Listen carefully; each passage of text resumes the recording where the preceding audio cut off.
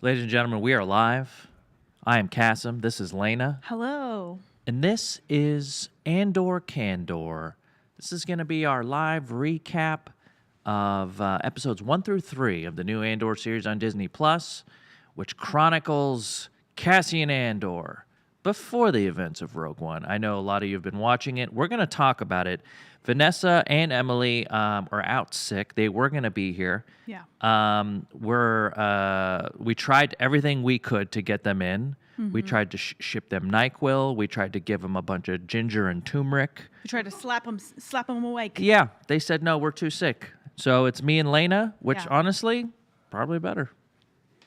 Tell Vanessa that. I'm not going to say that, but Yeah, you won't. You and can say that. That's fine. We are wishing them a speedy recovery. Yes. But look, we have so much to talk about because Disney Plus dropped 3 whole episodes. It's a lot of content. I want to talk about I know you've watched the first couple. Mm-hmm. I've watched the first 4, but I've watched the first 3 twice. So Wow. look, Kassem's prepared, you guys. I've been on the record, and we're going to talk about kind of how we feel about this show so far. Mm-hmm. I'm on the record as being a very average Star Wars guy, okay? I thought the first 3 movies were so fun, really good, the 4, 5, and 6. I grew up in the prequel era. Same. The first Star Wars I saw in the theater was Phantom Menace, Mm-hmm. and I have an affinity for those. As I've gotten older, and I like to think of myself as a guy who appreciates cinema. Yes. Okay, I like Cinema cast. prestige television. I like things that are more talky, less bing bang booms, like explosion. Here's a huge monster. Although I do love that stuff. Right. This is the first piece of Star Wars content that I felt like, oh, this is my shit. Interesting. I am so all in on Andor. And people that I know, I have a lot of friends that make films, that write TV and film, and even John Now is walking past here. John Now is like a professor of lighting. He's a cinematographer. Yes. He looks at TV and movies in a way that is different than how we look at it. Totally. He looks at like, how is the frame set up? What are the colors? What is the lighting doing to inform the story? Right. He looked at me, he's like, this is great so far. Oh. He started going off on the motifs. Maybe we'll bring him on to say we something got the here John in a Nah sec. stamp of approval. I am so on board with this. Everyone that I've talked to that I appreciate their opinion has been all in on Andor so far, right? It's a slower burn. You're not getting the typical Disney Plus fare here where it's like action out the gate. Mm-hmm. There's a real build. They're spending time on the characters. The set design, production design, same guy that did Chernobyl, by the way. Oh, wow. I think Chernobyl is some of the best TV in the last decade. Wow. I still haven't seen it. I do want to see it. Do yourself a favor. It's grim, it's dark, So dark. but it is so effective. Yeah. And it's essentially very apparent that a lot of the like Andor, and I'm gonna sound real pretentious when I start going off here. Andor, its colors are like very gray, right? Yeah. Bluish grays. The story and the people and the characters, they live in the gray. Oh.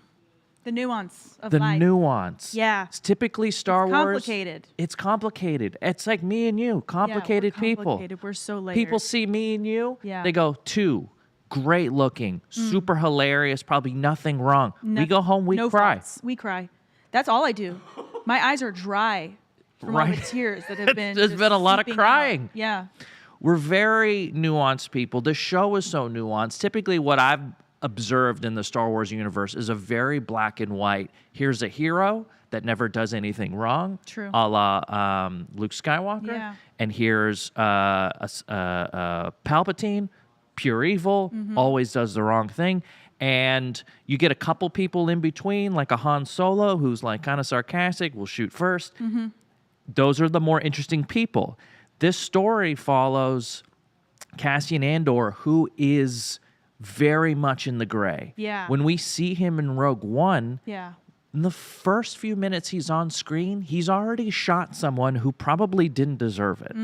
Right off the bat, they're telling us this guy is not perfect. Yeah. He's a flawed person, and so is every character in this show so far. Everyone feels like a real person. In the first 5 minutes of this show, what's he do? Kills 2 people. Kills 2 Spoiler people. alert. Yeah. Please know that we're going to be spoiling the hell out of this show. Yeah. I am so on board. I am so happy that this show is around. This is going to be something I follow week to week. We're going to be doing this show on a weekly basis, on top of the She-Hulk, on top of the House of Keeping Up with the Targaryens, our Targaryen show. We are busy. We're busy. But TVs. but this is fun busy because fun we get busy. to watch really great stuff. I love talking about TV and looking up lore. That's just They want us to do this I for love an this hour, stuff. but this could go for 2 It hours. could. We're I talking hope about you don't 3 have episodes. anywhere to be. Not really. Not really. They're there is a security guard here. I don't know if he's here to fire me or not, but they want us done in an hour. We're going to see if we can break. We're going to see if we can break I'm them. gonna break them. What'd you think of the first couple episodes, and how'd you respond to it as a piece of content compared to all the other Star Wars Yeah. content you've seen? Well, I'm in agreement with you in terms of like my favorite new Star Wars movie that's come out, like from the standalones and the latest sequels, which are much criticized, I guess, is Rogue One. I freaking loved Rogue One. That seems to be kind of the thing. People really liked Rogue One, and we get Tony Gilroy, who controversial. It wasn't controversial, but he came in to sort of fix Rogue One as a writer. Yeah, and he's from House of Cards. And he executive produced House of Cards. He wrote one of my favorite movies, Michael Clayton, which a lot of people are like, "What? Who?" Michael Clayton, one of the best movies from 2007, and that's saying something because There Will Be Blood came out. Zodiac came out. No Country for Old Men came out. It was a monster year for movies. He wrote and directed Michael Clayton, which he was nominated for an Academy Award for. But this guy who does big boy TV, big boy movies typically, came on to finish writing and fix Rogue One. And we're all very happy with Rogue One. Yeah. And has come on to write and direct a few episodes of Andor so far. Yeah. Yeah, I just what I loved so much about Rogue One was just how much more realistic it was to like what kind of sacrifices need to be made to be part of a rebellion or a resistance effort. Yes. And I don't know, growing up, I loved reading about like revolutionaries and stuff. So like watching this, I was like, this is an honest portrayal. Like they die at the end and they knew that they might die being a part of this resistance for the greater good. And I just appreciated actually seeing a movie. I mean, it's a bummer. It's a sad freaking movie, but I appreciated that like, wow, for once, like we're actually just acknowledging in a like Disney Star Wars, like big budget movie that we're going to go there. Absolutely. And we're going to make the audience sit with that. Right. And not only did that movie show that real stakes. I mean, we know the Death Star gets exploded, right? Yeah. And when they were floating the idea of like, well, how did that happen? Everyone's like, huh? We already saw it, dude. They dropped the thing in there. It just, dude, the guy drove in the thing and the swamp rat. And no one really thought about the sacrifice that it took to get there, right? And Rogue One sort of painted this picture. It gave us a face to all the people that made that possible. Spoiler alert. Bunch of people die in that movie, right? Including Diego Luna's character, Cassian Andor, Jyn Erso. They don't even make out at the end. Diego Luna and what was her name? Felicity Jones? Jyn Erso. Yes. Yeah, Felicity Jones. Okay. I always confuse her with the other brown-haired actress that's British. From... You're not going to get me to say it because I don't... Ray from the other... Oh, yeah. I confuse the two of them a lot. But yeah, I was like, this is me being...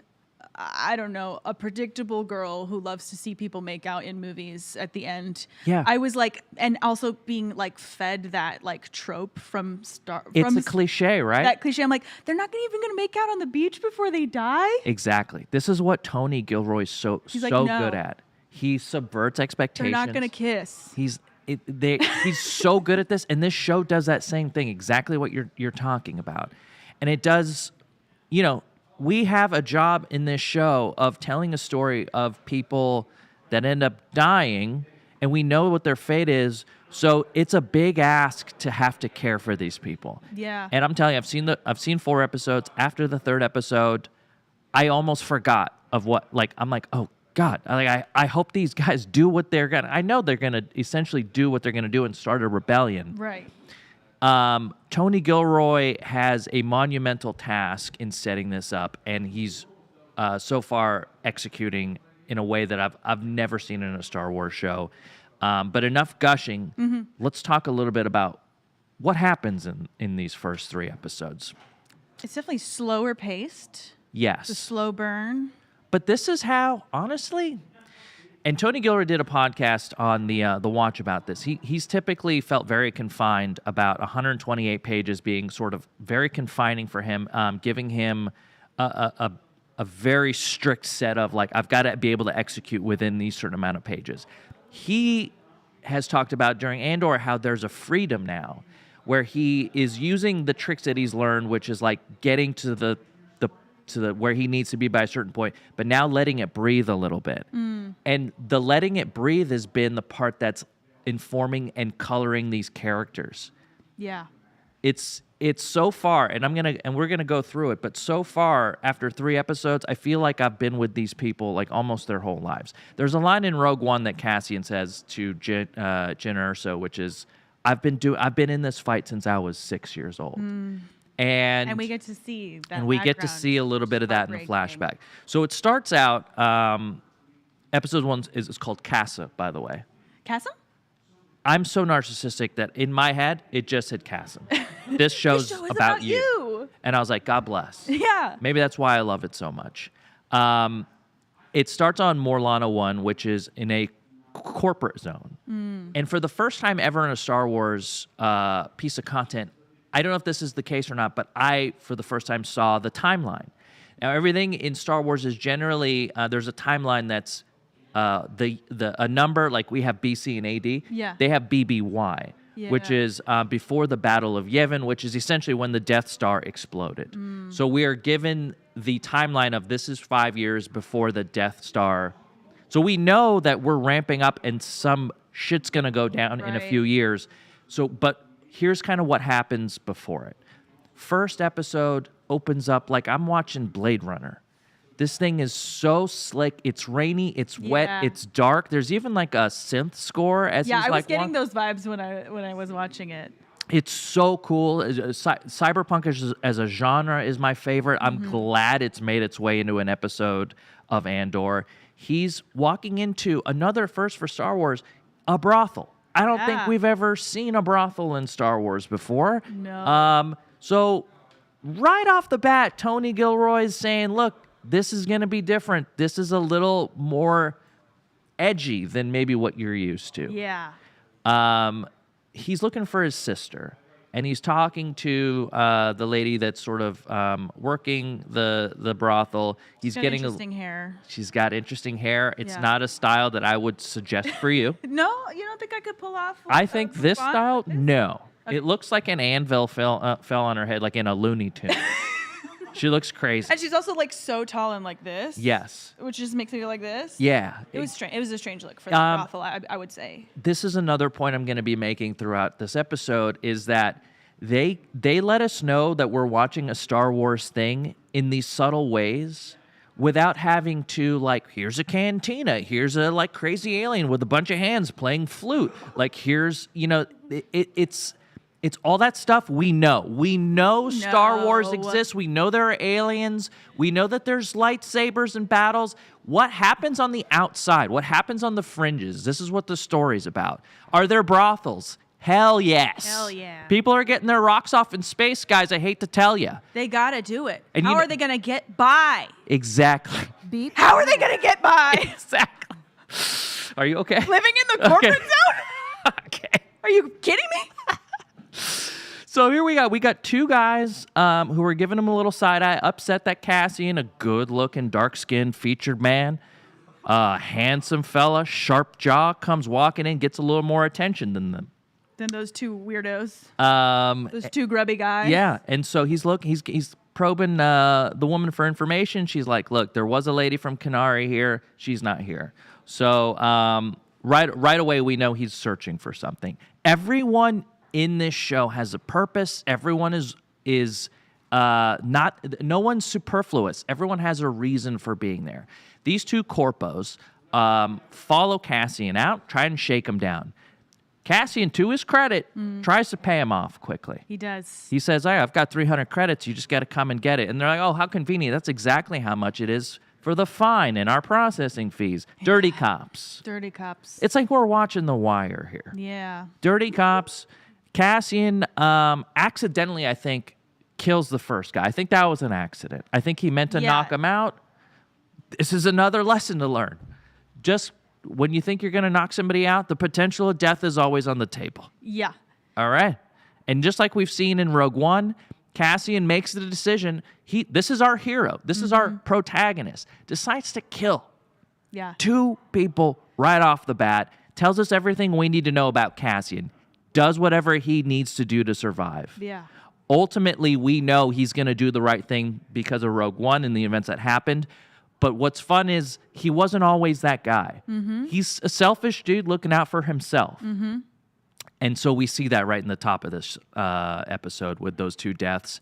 Do you think those were the first two people he's ever killed or no? Absolutely not. I think it's up for interpretation. You think so? I think he was so shocked. I think it could go either way. This is what I love. I think it's possible that he had, but if Tony Gilroy were to come out and say those were the first two people he's ever killed, then I would believe him because there was a look on his face where he was a little stunned. Yeah. He's like, oh, I'm a straight badass. I got to be careful. Oh, my God. Look at the power in my fists. Yeah. I forgot what I was going to say.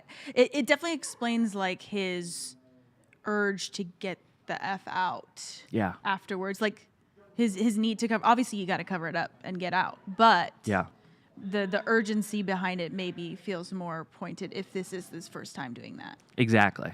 I think what's interesting here is there's so many things that we're going to talk about, and I'm going to present you with a question, and we're not going to really know the answer to. Yeah. We're going to just have to guess based on the information that we're inferring from the characters.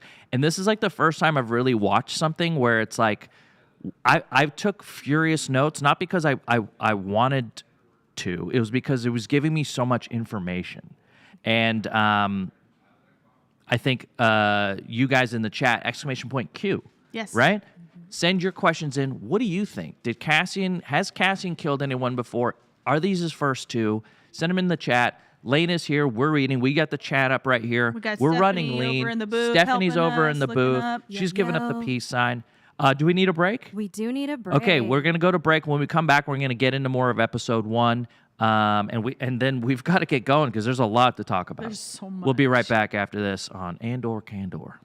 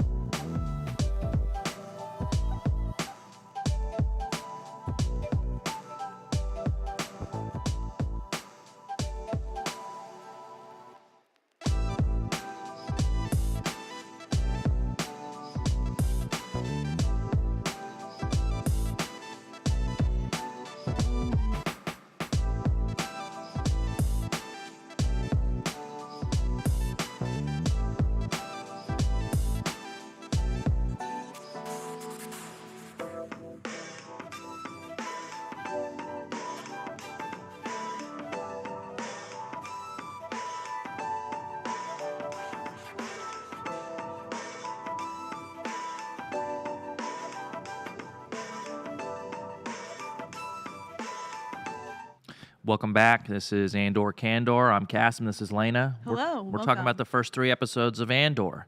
If you missed the beginning and you just found us on Twitch, where the hell have you been? Yeah, come on. Okay? We've been doing this for 20 minutes now. Yeah. All right? Get with the program. We're barely through the first episode. Exclamation point Q sends a question over to us about Andor. Steph, did you have a question that you wanted to throw our way? Oh, yeah. We do have a question from Brando43. Oh, Lord, where did it go? 43770. Do we know what Cassian's native language is based off of? I like that they didn't subtitle it. It's a great question. Yep, I turned on subtitles on the second watch to try and get something out of it. Nothing. Nothing. They didn't give you Absolutely anything. nothing. John or somebody said it sounded a little bit like it had a little Spanish to it. Yeah, I was picking up some of that, but obviously it's made up. It's wonderful because it's very believable. Yeah. If somebody told me, if I was an ignorant person, which I am, and they were like, that's just a real language, I would be like, yeah. Yeah, totally. Absolutely. I mean, I took that in high school. I totally know that language. Yeah. Yeah. Tony Gilroy is a master at giving things a sort of life and reality, and the language here is no exception. There's somebody put in the work to create that language. Yeah. I would listen to a whole pod about I would some love to dork know. who developed it for the show, but so far it's working. So where we left off, Cassian just killed 2 people. And now we kind of follow him back to Ferrix, which is a planet in the free trade sector. And then we are introduced to probably the thing that will be people will be talking about on the internet, or probably already are, a little droid by the name of B2 Emo. B2 Emu. And he's living that little Wall-E life. I know, it's just the vibe I got when he's just like kind of cruising through all the scraps. We're kind of getting a first look here at Ferrix. What can you infer about this planet just based on the very like tiny little peek that we've gotten from it in this episode? It's a little dusty, a little grimy. It's grimy. Yeah, it's dirty. And I think that translates to the type of people that Very live there. working class, obviously. Working class, seedy, Black market. black market. And that's fine. People got to get what they got to get. They got to get them. It sounds like this is a whole planet. If you've ever had your catalytic converter stolen, imagine that in the Star Wars world, and it's a whole chop shop of just like catalytic converters. You know, that's like the type of people that are working here. And hey, those are metals. Those are valuable metals, and people got to make a living somehow. Yeah. We're introduced to B2 Emo, and then we're hit with a flashback where we see a bunch of what we assume later to be, in this moment, is Kenari. We're on the planet of Kenari. They don't really tell you that up front, but you end up inferring that. There are no adults. This shit's like Lord of the Flies. Yeah. It's strange. It's like Kid Nation. It's Yeah. They have like their own culture. They're like putting paint on their bodies. Exactly. We see that they are kids, no adults. Something had to happen, but we don't know yet, right? Yeah. But these kids do you think that these kids have been alone for a while, or is it like, seems like they've kind of gotten used to whatever sort of thing happened to their adults, right? Yeah. Part of me is wondering, like, are the parents working somewhere, like in the mines or whatever? Yeah, so maybe they're gone during They're the just day. gone. It's like boarding school almost, but like the parents just are gone for weeks on end. I do this a lot, especially when I go to the mall and I'm in the middle part where all the toys, like well, where are the parents? Where are they? Where's you kid that's like pushing the other kid that, you know, like, where's your parent? They're at Payless Shoe Source. That's right. They're out shopping. Yeah. You drop your kids off in that little area and you go do your shopping. Yeah. These kids, to me, have been there for a while. They have like a hierarchy, it seems. You know, if this was like the movie Alive, they're well past the point of eating human beings. They're just, is there any more Ted left? Like, that's kind of where they're at. Yeah, you really get the sense that like they've been through it, and their version of society is just far past what we consider normal and healthy. Yeah. And stable. And so we see Cassian kind of coming up to his buddy Brasso. Brasso is working in one of these mines, and he's trying to create an alibi. And I think what was great is in this 2-minute conversation, I took away that these guys have been friends for a while. Brasso knows that like Cassian is kind of like, he's in some stuff. He owes people money, but he's his buddy and he knows how to cover for him. Yeah. Brasso is a good dude, doesn't ask a lot of like, come on, dude, like doesn't harangue him. He just knows that Cassian is going to get involved in stuff and he's just going to do his best to support his pal. Yeah. And also, by the way, B2 Emo, he asked B2 Emo to lie for him. Mm-hmm. One of my favorite Star Wars things I've ever seen is the fact that it's going to take a little more energy for B2 Emo. It requires extra battery. That's sweet. To lie. Yeah. And he's like, oh, that's 2 lies. That's going to take...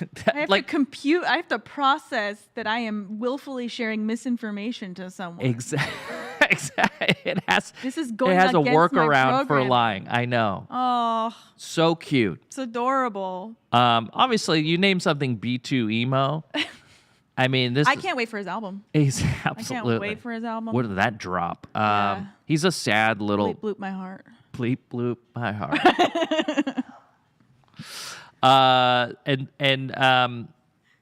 So we have introduced to Brasso, which is his buddy. He's got the alibi.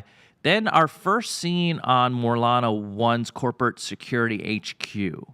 We are introduced to Cyril Karn and Chief Hine. So Cyril seems to be just below Chief Hine, comes in to address a situation about the 2 murdered corpos outside the brothel, and the chief sort of makes a mention about him. Did you tailor your suit? What can we infer about Cyril as somebody who tailored his suit? And Cyril's like the commander guy, right? He's the one with the American accent. Yes, he's the one just below the guy that's sort of kicked back on the chair. Yeah. He's the one that ends up leading the sort of charge and finding Kassem. Cyril's the like nerdy narc. Yes. Right? Yeah. Nerdy narc is a great word. What I dislike this character. Sure. Yeah. So he's the one who was asked if he tailored his suit. Yeah, he tailored his suit, and I think what we're supposed to infer is like this dude takes his job seriously. Maybe too seriously. He takes it too seriously. But here's the thing: is like everyone has Cyril at their work. Yeah. Like sometimes you get people that are too gung-ho, and it seems like, I'd never grab a beer with that guy, But like, that person's going to do the job and look out for the interests of the company. Yeah. What is fun here is that the chief who's kicked back seems to have a sort of like, he's been in the game long enough to know that like, 2 guys were killed. Well, that's not going to look good. We're going to have to frame this up as something else because I don't want to deal with the paperwork. Don't waste the energy. Don't waste the energy on something like this. If we say that this is actually what happened and report on it as it happened, then we're going to get in trouble. So take it from me, Cyril, the guy who's been in this job for a while. Yeah. That you don't want to know what happens when we start telling the truth. Yeah. Right? Yeah. It's a great scene. Cyril seems to be green. He's new. Yeah. He's upset. Right. And he doesn't like the fact that no one cares as much as him as that 2 of his coworkers just died. Which is totally fair. That is totally fair. That's what's so great. I do understand that he's like, excuse me, we have to investigate every single murder that occurs. This is why I got into this. Yeah. He, I would say, is maybe one of the only characters not living in the gray. Absolutely. Yeah. He's so far, but will he get there? I don't know. But so far, we're watching The Wire. Yeah. There's Dirty Cop. Everyone's got an angle. Everyone's in the gray, just as you said. So he's upset. He kind of can't believe that we aren't going to try and put together some sort of like squad to figure out what happened. But guess what? He goes behind his boss's back anyways. And that storyline is now going. We go back to Ferrix. We see Cassian approach a character, Bix. A hot mechanic named Bix. She is something else. She was hot. And they had chemistry, and I was like, what's going on there? Exactly. I want to know more. Although we never see and they never talk about if they've ever been together, do you think that they were ever in a sort of relationship. I think they rolled in the hay maybe once or twice. They definitely had that I think they've hay rolled rolling. in the hay. Yeah. And I think he's a little jealous that she's dating this dude. What's his name? Timo? Tim? Tim with 2 M's, which I think is with pronounced. a Scottish accent? It's pronounced Tim. Tim. Very, very interested to know kind of like what they were like back in the day. But this is the first time we're introduced to her, and in this series, it's like, oh God, these guys have history. Yeah. Like they have a shorthand. She knows he needs something. He knows that she can get him what he needs. Yeah. They have all this sort of like stuff back here, but like right now in this moment, I have something I need you to find a buyer for. And he knows what to say to get her to just do it. Exactly. Like let's truncate this argument that's about to start. There's no wasted words. No. It's fantastic, and it is so representative of how people actually have conversations in reality. Tim notices, right? And Cassian notices Tim, and he goes, oh, looks like this has developed into something. And she's like, well, he actually listens. He actually cares about me, right? And so he tells her, I've got this very important thing. I can't tell you what it is, but it's going to give me enough money to get the frick out of here. And out of your hair. And out of your hair. Yeah. And she's like, well, why don't you cut me in on it? And he's like, I can't. This is for me. So we have that moment. We actually go back now to, and there's a lot of cutting back and forth between these two locations. We go back to Security HQ where these corpos are, and we see Cyril, our very tailored, tightly wound. Yeah. I don't know if he's like a sergeant or a lieutenant here, but he is having somebody go through the flight manifests of what happened the night of the murders. Yeah. And he goes up to the dude and he's like, all right, go through all of them. I need to know where this little dot here came from. And the guy's like, well, that could take me all night. And the guy's like, yeah, that's your freaking job, this is dude. What you're here for. Yeah. And earn your keep. And again, he's met with like the sort of complacency and the like everyone's set in their ways. Yeah. 2 of our employees were just murdered. I think we know what that feels like. Wake up. Yeah, I think we know what that feels like. Why doesn't anyone care as much as I do? Yeah. And so he gets the ball rolling. You're starting to see him like be assertive and make some moves in terms of like getting this job done. It's time for a break. Oh, it's time for a break. Okay.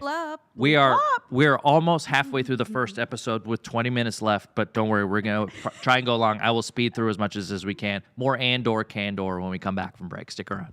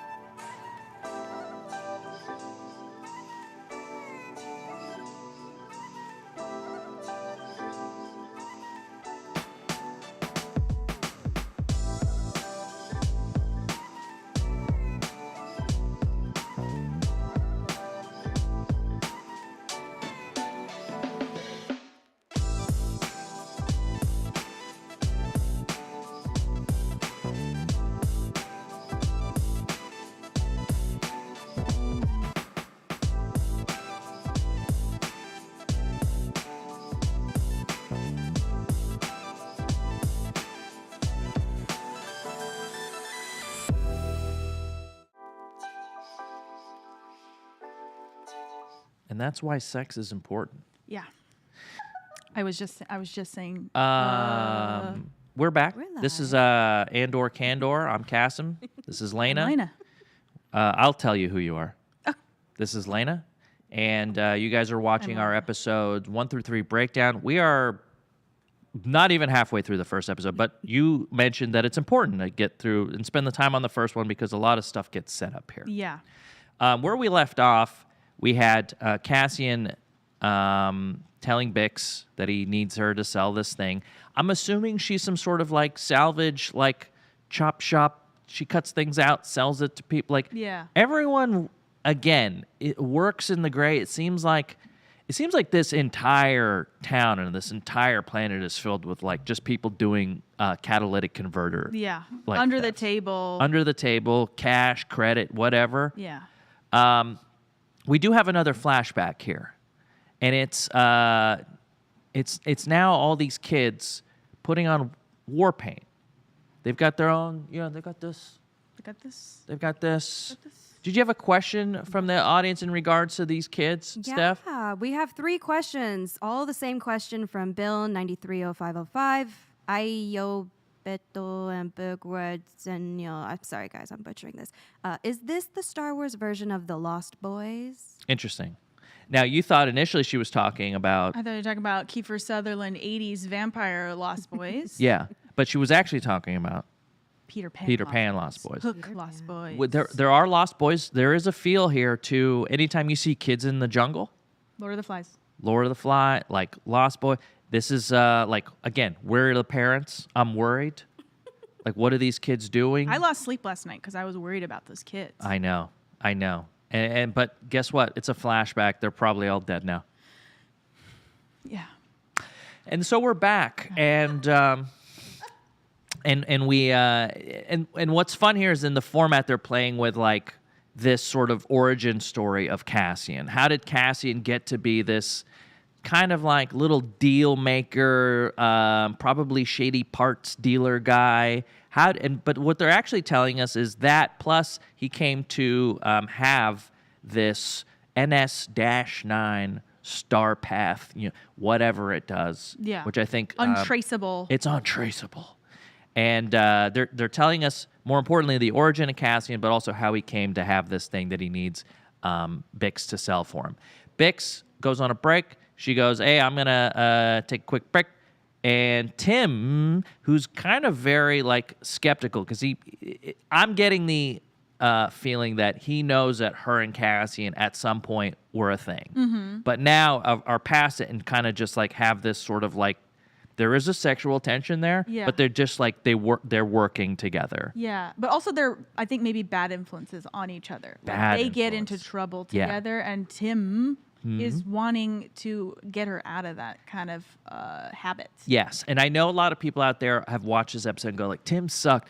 I'm telling you, Tim did absolutely nothing wrong. He's just looking out for her. Tim was a stable figure in Bix's life. Yeah. Okay, Bix, and there's no doubt, Bix and Cassian, fireworks in the bedroom. I want to see them make love. There is nail marks on his back. He's like doing that choke thing to her.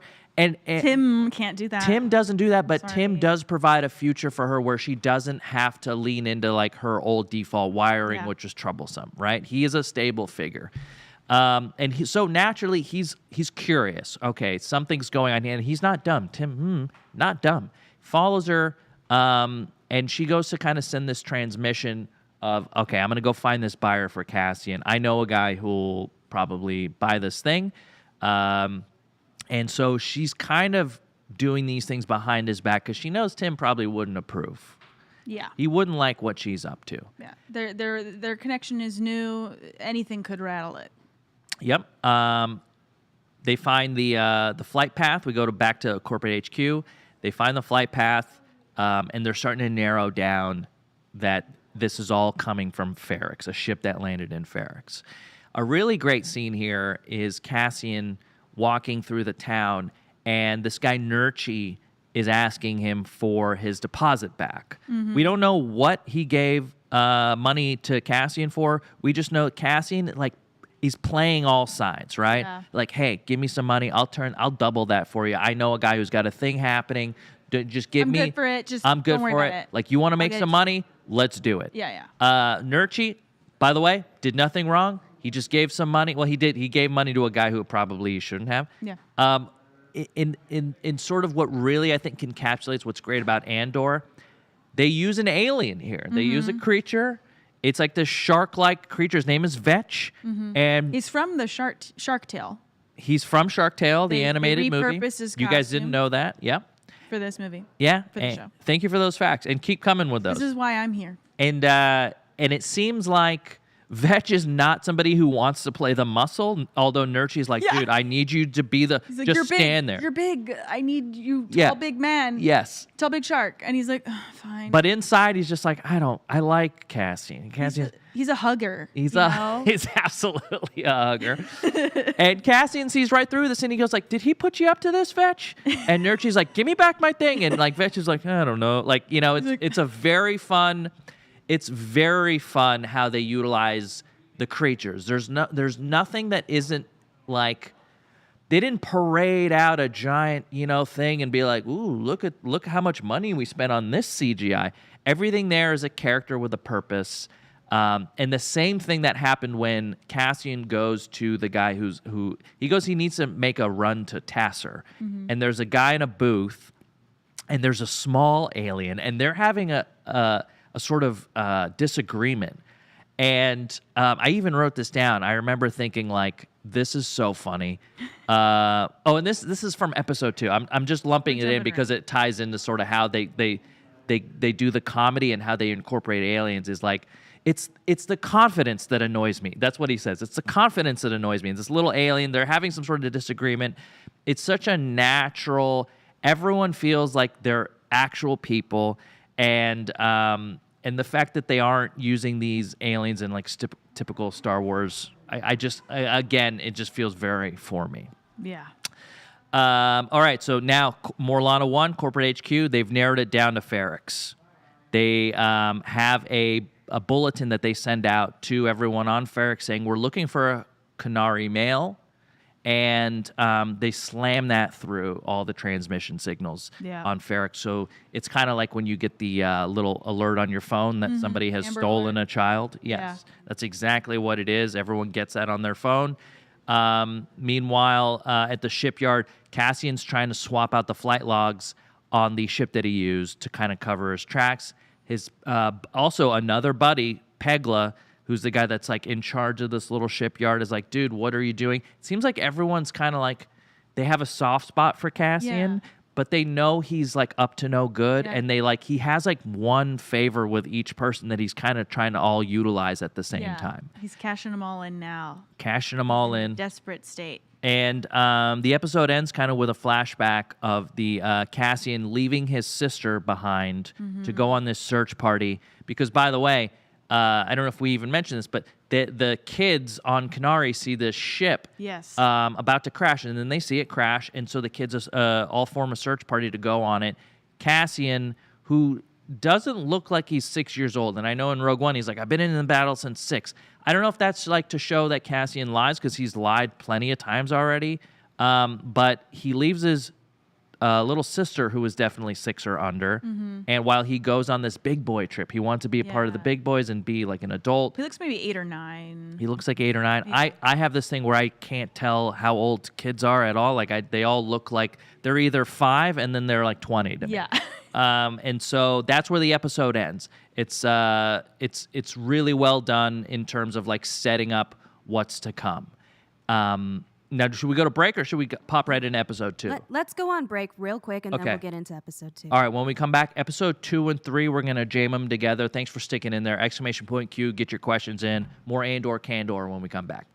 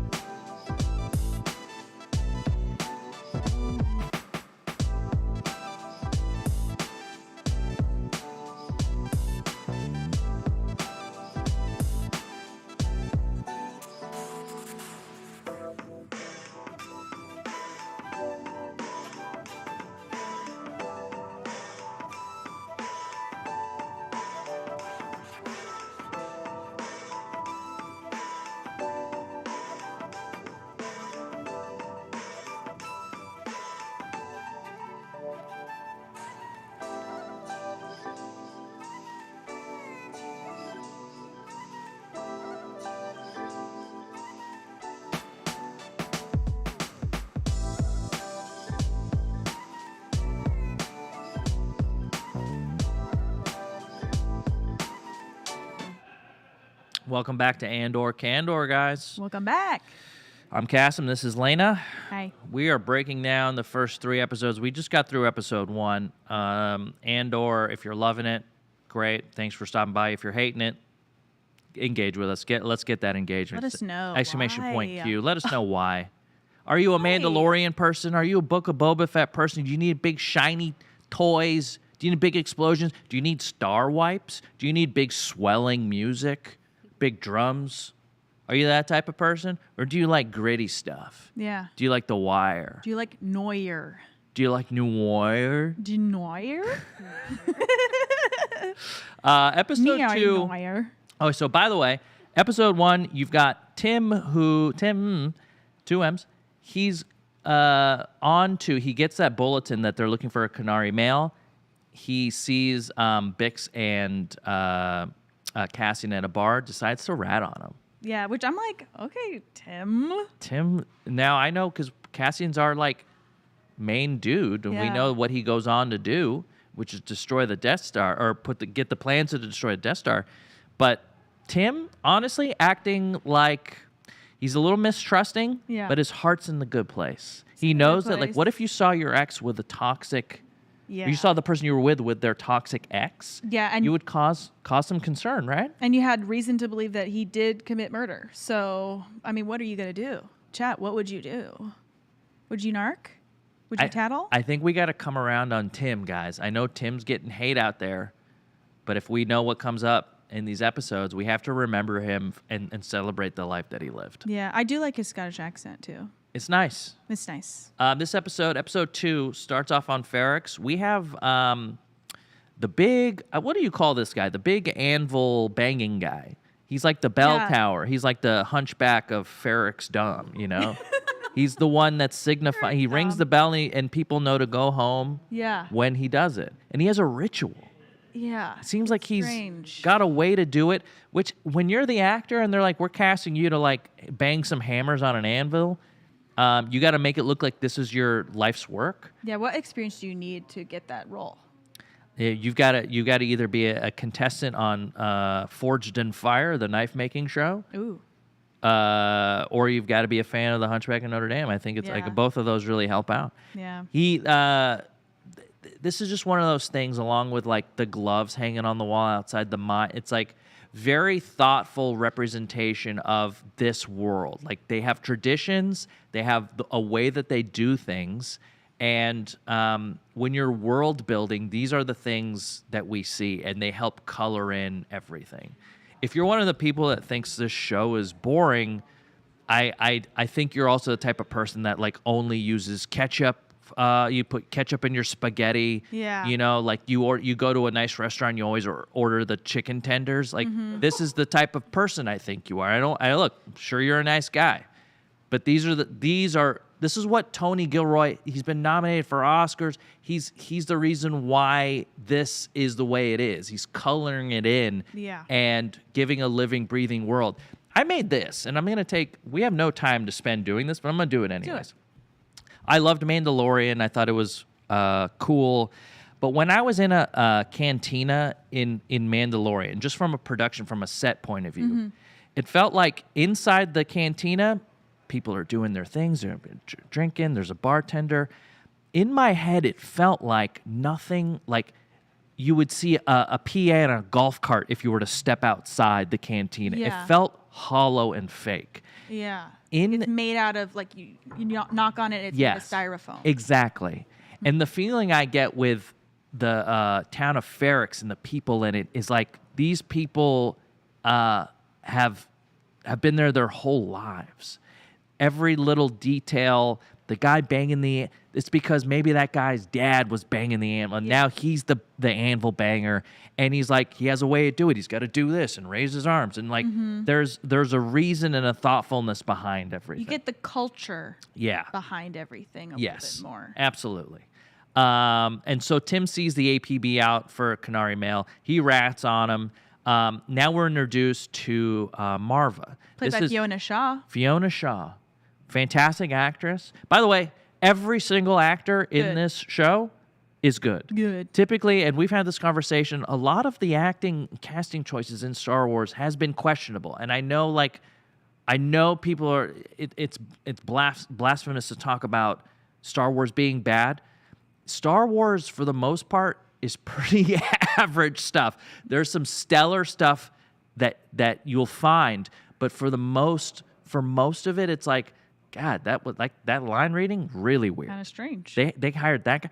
This production feels like they've hired all like British stage actors. Fiona Shaw is so fantastic. And I mean, everyone she's is so Petunia in the Harry Potter movies, but also she's been in Killing Eve recently. Loved the first season of Killing Eve. Yeah, she's great in that. That's all I saw. That's all I can think of right now, but she's great. She's fantastic. She's like the She's got head of like gravitas, the you know? FBI or whatever, Yes. MI6. She does gravitas She's is got great. gravitas. And we're introduced to Marva. Cassian sort of comes over and she's like disappointed. Cassian's lying to her. She can tell. Marva and B2 Emo like read out the APB, right? She's like, busted, dude. I know Yeah. exactly what's going on. Rough. And and not like a real mother who should be like, what have you done? What have you gotten yourself into? She's like, why are they saying that it's a Canary male? No one knows you're No one's Canary. supposed to know this. It's Fest. We told everyone you're from Fest. What's up? Like, she's mad at him for like screwing up the heist or whatever. Yeah. And that's the relationship that they have. Now we go back when we see these flashbacks, we'll eventually realize she's the one that drugged a young Candor or a Canary boy and took him out. But she at this point is set up as his adopted mother. Mm-hmm. At the bar, Bix informs Cassian that there is a buyer for the NS9 Starpath unit. That's where Tim sees Bix and Cassian, and then Tim rats on Cassian by going to like, I don't know if it's like a payphone, the equivalent of what a payphone is. It's the rat phone. You pick it up. That's right. Hello, I'm ratting. I want to speak to the big man. Yeah, I got news for him. I got some rat. And then we go back to Morlana 1, where they've narrowed down Cassian as a suspect. They have his little picture from a younger photo of him, and they now have a suspect. And that's thanks to Tim. Thanks, Tim. Thanks, Tim. But guess what? Tim, just looking out for his girl. Yeah, I Just get looking it. out for his girl. I get it. Cyril, our like tightly wound, buttoned up corpo, meets Sergeant Linus Mosk, and this is a breath of fresh air for Cyril because this guy is like with it. He wants to find these guys. He's saying everything that he wishes everyone else could say. Yeah. Cyril's like, this guy gets it. Why don't we have more mosques? Yeah. Not like the place to worship, but more Lieutenant mosques. Linus. We have a lot of places to worship. And so they start to put together a team of people. He recommends 12 people to be safe, but it seems like now Cyril's got like something going. They're going to go down to Ferrix and they're going to start asking questions, looking for this investigation. guy. We're at the shipyard now where Cassian retrieves the NS9 unit from what I ended up finding out is Marva's it's the ship that she took him in the flashback. That's where he's hiding the Starpath unit. And then we have another flashback where the kids are now approaching the downed ship. Now, maybe you guys in the comments can sort of clear this up for me. Is this ship a sort of like whose ship is it? Because it doesn't seem to be like, I don't think it's an Imperial ship because the patches were different, but like that was a little confusing. If I was going to critique something, it wasn't clear who these people were. No. Were they gassed because their confused. skin was yellow? As far as I know, they were. There's something going on here that I wasn't able to pick up on two viewings. Yeah. On two viewings. Yeah. Now, guess who's en route? The buyer. Now en route to Ferrix. And we were introduced to Stellan Skarsgård, who's now officially in the Star Wars canon. He's playing a character called Luthen Rail. He's the buyer, and you guys know Stellan. He's been in everything good. Yeah. You know, he's been in. He was in Chernobyl, as we spoke about earlier. Swedish character actor. Mm-hmm. He's The whole in family. Dune. He's in Dune. Oh, he plays that wonderful-looking guy in Baron Dune. Vladimir Harkonnen. Mm-hmm. What else is he in? He's in. Okay, they're saying in the chat it's a separatist ship. Okay, great. Separatist ship. Thank you. It's a separatist ship. Great. And it's a separatist ship that has the Star Path unit, which is okay. Fine. It wasn't clear to me, but it was clear to other people, and that's great. Stellan Skarsgård enters the Star Wars universe. He's a fantastic actor. Everything's so believable. Cassian Andor. That's what he sounds like. I can do that really well. That was really good. And that wasn't me. That was a clip from the show. Oh my God. Yeah. Stephanie, you did that so fast. Thank you. I'm Yeah. a ninja. Cassian Andor. And he's there. He has to park 2.3 clicks away because it's partly for two reasons. It's not safe to just park in Ferrix, but also Ferrix seems to like nickel and dime people because they want people to pay for their shuttle into town, which I thought was a wonderful detail. detail. Money, man. They need it. They absolutely need it. Yeah. If you ever work at a place and they charge you, like they take money out of your monthly paycheck for parking, this is exactly what they're doing. Yeah. We go to Tim's home now, where him and Bix are waking up because she came over after the bar, and we get, by the way, we almost got our first sex scene, but we didn't. I was on edge. And I had to ask Kassem this morning. I was like, have we ever had a sex scene in Star Wars? And if so, why not? If there was one show that was gonna do it, it would be this one. And I hope that they do. But I think as long as George Lucas is alive, No sex. he's like, we're gonna do no sex, and we're gonna do no knives. Have you ever seen a knife? Oh, that's true. I haven't seen a knife. I I've only don't seen know. like blasters and punches. Blasters and punches, man. That's a cereal. That's their cereal. We go. We see Cassian and B2 Emo. B2 Emo being a sad boy robot. Sad boy robot. Well, why? Why can't I come with you? No, here, Yeah, he's. I'm sure there's already memes. I just saw something about George Lucas. Okay, no, nothing. Let me see if I can about find it. And yeah, okay. So we see back now. We're at Marva's home. She's walking around. She finds Cassian's blow dart from when he was a kid. Now we hit with a flashback of when the kids are approaching the separatist ship, and they're attacked by. There's one survivor, and he shoots. What's their the girl that's their leader, and all these kids, they blow dart this effort to hell, dude. Yeah. This kid looks like a porcupine rough. by the time they're done. That's a rough way to go. Also, if a blow dart's your main weapon, you got to have a lot of kids blowing darts. You know what I mean? Like you got to have. What did you say? You got to have a lot of kids blowing darts. Of the sentence that you're saying. Yes, I tried to do my best there, and honestly, it wasn't on purpose. Yeah, sure. And yeah, so we see her kind of get blasted, almost like these kids are seeing a blaster for the first time. You know? Yeah, the kids got blasted for the first time. There's a little bit of that, like tribe in Africa seeing a drone overhead, and they're like, you know, like throwing their spears at it. Like it's that like first contact Yeah, thing. first contact. And they're not ready for it.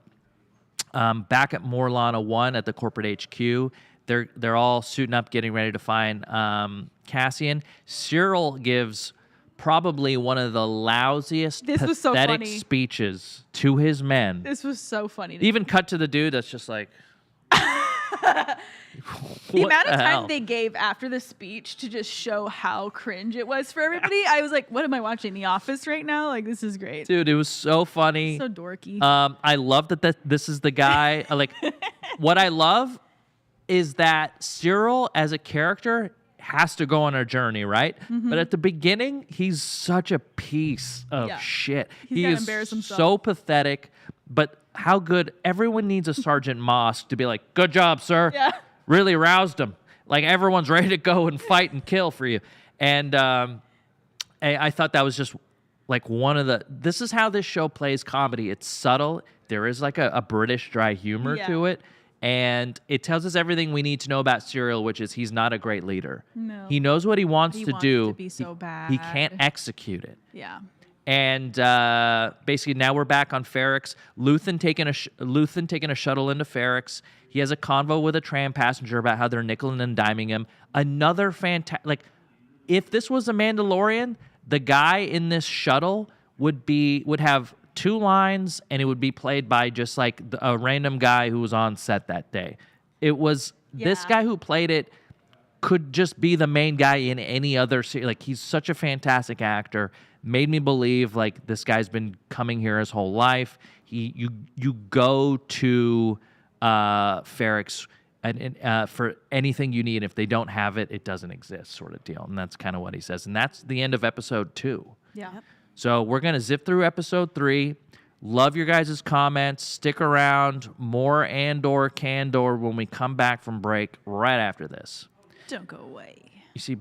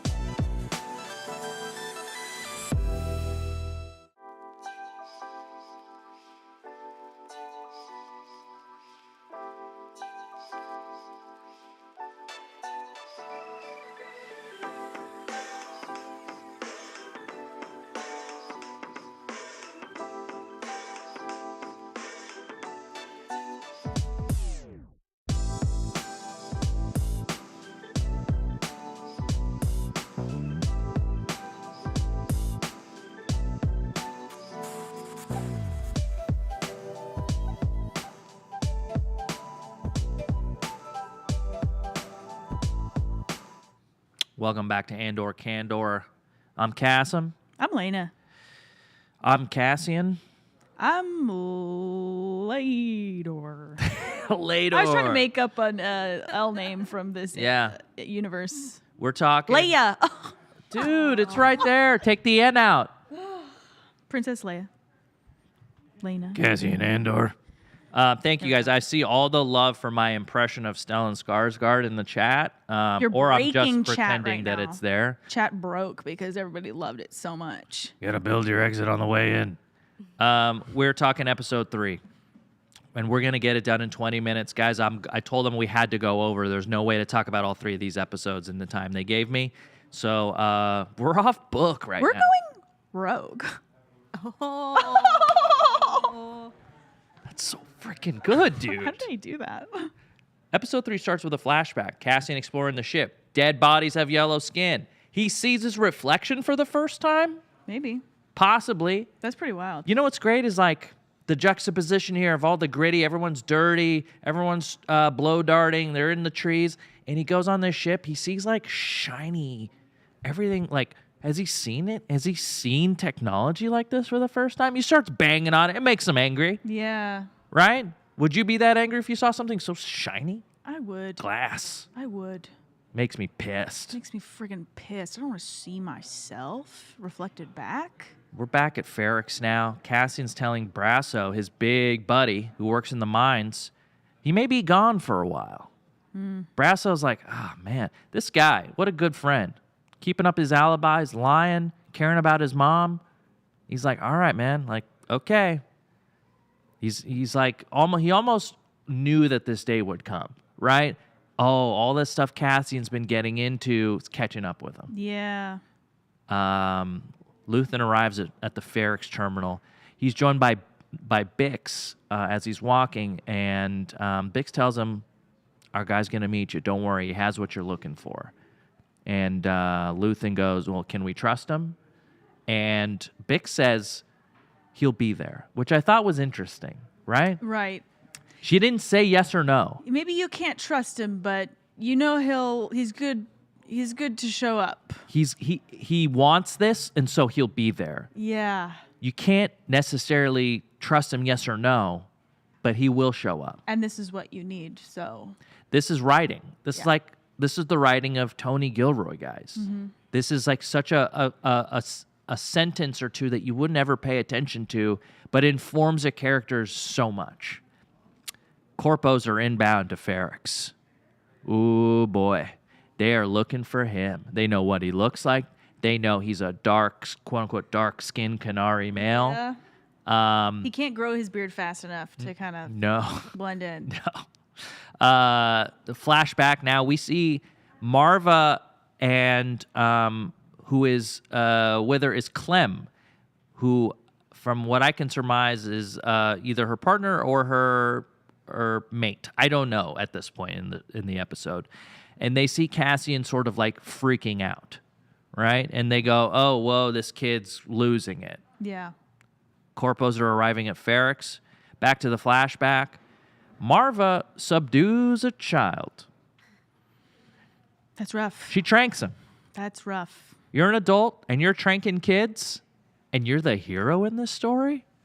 How does Tony Gilroy do it? Tony Grayroy, am I right? That's right.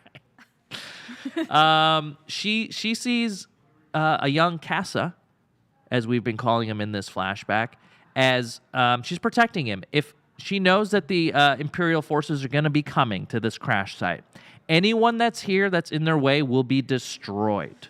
And so she's doing him a favor by tranking him and putting him on his back and taking him. Yeah. Wow. This is her sort of like, everyone's gray, but everyone has good in them. And this is Marva's good. She came to steal the unit, right? She's also here to steal. But that's just her way of life to make money and to survive. She does have like a moral backbone here.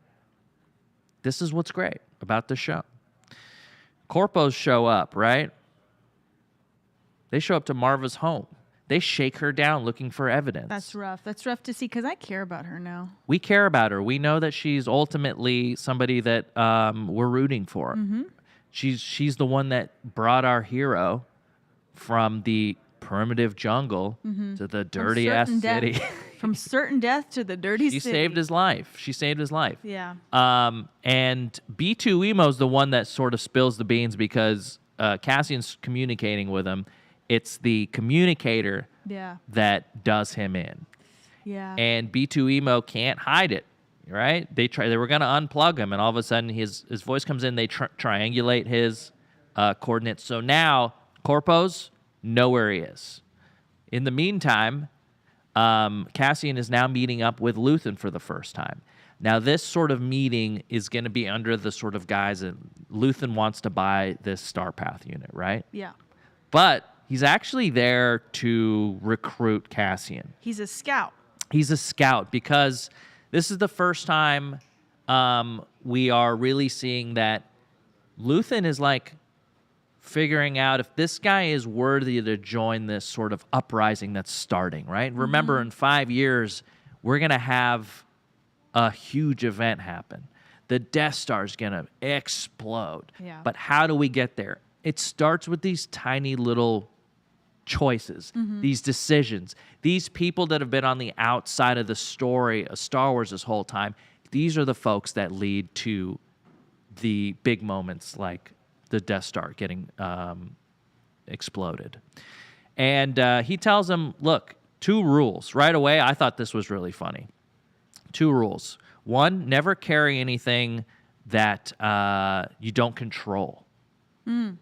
Because guess what? Just up until that point, he's always had that little communicator. That's what led the Corpos to him. He couldn't control it. They were able to hack in. The other line, always build your exit on the way in. Ooh, interesting. This is why I've got a couple bags of C4 sitting by the door right now in G4. Ready, yep. Because I need to know in case something goes down, I'm going out the back door. Mm-hmm. Always build your exit on the way in. Why is he telling him this? Why would Luthen, a guy who's just meeting Cassian for the first time, he's like teaching him already. He sees something in him already. He sees something. Pretty crazy. He sees something. And he must know more about his background. He knows everything about his background. He makes a comment about, isn't that what they did to your father? Didn't they hang your father in the streets? Cassian knows that Luthen knows about him now. Why are you here? What are you doing? Do you want to buy this thing or not? Like, I'm here to sell it to you. Like, give me the 40 credits or whatever, 40,000 credits. Stop reading me like this. Stop reading me. You are seeing right through me. They're going to find out where I am, dude. Like, let's make this deal. It's actually not about the deal, the Star Path unit. He's trying to recruit him into a bigger cause. And he says, which I think is one of the best lines in the show so far, do you want to fight these bastards for real? Or, as he says it, don't you want to fight these bastards for real? Cassian Andor. Stephanie, did you pull that quote from the show? She just pulled it up. Oh, my God. Of course. Lightning fast there. On it. All of a sudden, we're thrust into the beginnings of the big gunfight, right? The last half of this episode is really fun. The corpos are now narrowing down on Cassian. Luthen blows up the front. Got build your exit on the way in. Then we start getting into a firefight. Bix, who's also being grabbed by a few corpos, trying to be shaken down. What does she know? Tim comes down the steps. Dude, get off of her. They blast him. Bye, Tim. Bye, Tim. All this dude did was love, and now he's dead. Thanks to Cassian. Thanks to Bix. This is a Tim Stan podcast now. Congratulations. He was just looking out for Bix. All he wanted to do was just be her partner. Yeah. Be her, not partner in crime, partner in life. He wanted to be her stability. That's a great Tim. Thank you. Marva. But now he's dead, so we can't do that anymore. Yeah, he's gone. Rest in peace, Tim. Guess what starts happening now? All the locals are gathering outside of Marva's house because although everyone's like up to something, they are loyal to their own people. They are worried that something's happening to Marva. They are worried. They know their buddy Cassian, although he's a scoundrel, he's our scoundrel. Yeah. They start banging on metal. Corpos are like, what the hell is going on? Right? Is dinner ready? Must have a lot of dinner. There's a lot of banging going on. Marva says, it's not the banging that you should be worried about. It's when the banging stops. That's a great line. And they cut this part out of the show, but right after that line, she goes, and that's what's up. And then she dropped the microphone in her hand. She had a microphone that she dropped. She said, that's what's up, dropped it. Yeah. Meanwhile, we're back at this, I don't know what you'd call this factory, but it's just a bunch of chain spools. And every time a blaster gets fired, something falls.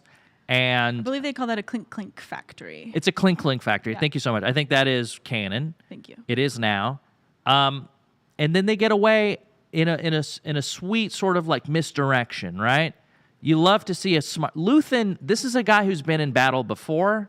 He knows what he's doing. He sends out a decoy car. All the corporals are like, we're just going to be in there. I can't see in it, so they have to be in it. They blow it up. Boom. And guess who's on a little like speeder? Luthen and Cassian. Now we're getting a really fun back and forth sort of like flashback from when Marva is taking Cassian to safety, and now Luthen is taking Cassian to safety.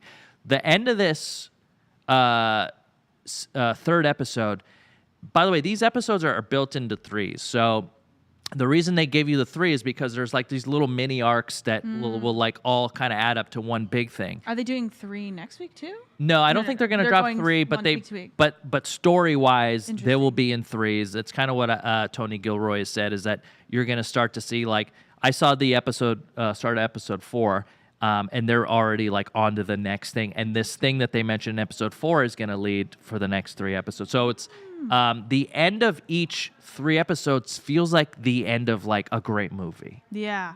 And we're essentially left with Cassian leaving his home. And this is kind of where the show starts. Cassian has just left everything behind that he knows and is now fighting for what potentially will be a bigger cause. But he doesn't know that yet because he's been so wrapped up in his own life. He's been the star of his own music video, always looking out for what's good for him, making money here, selling this there. But what if Cassian was to focus all that energy onto the bigger picture? Yeah. The future of humanity not ruled by conglomerates and corporations and fascism. That's right. Don't you want to fight these bastards for real? Oh my God. And that's Boom. Andor episodes 1 through 3, guys. Thank you for staying long with us. There was a lot to get through. I went through half of the stuff I wanted to talk about. And but just know that we're going to be here every week. We're going to be talking about episodes 4 next week. And we also do a version of this show for Keeping Up with the Targaryens, which is our House of the Dragon recap show. On Monday. We have an official Fresh Ink show that we do that comes out on Fridays. You're going to see a new one today. And we also have The Feedback every morning, which is a show Lena produces with Fiona and Case. Vanessa, who's out sick, she has a show called Full Screen Attack. If you're watching us for the first time, we're here all day, every day. We talk about the stuff that you watch, and we're hopefully turning you on to stuff that maybe you don't watch. We have a show called Attack of the Show that's on Wednesdays. And we really thank you guys for tuning in. Tweet me, send me messages. Let me know what you're thinking of Andor. Am I crazy for liking this show as much as I do? I'm goo goo gaga over it.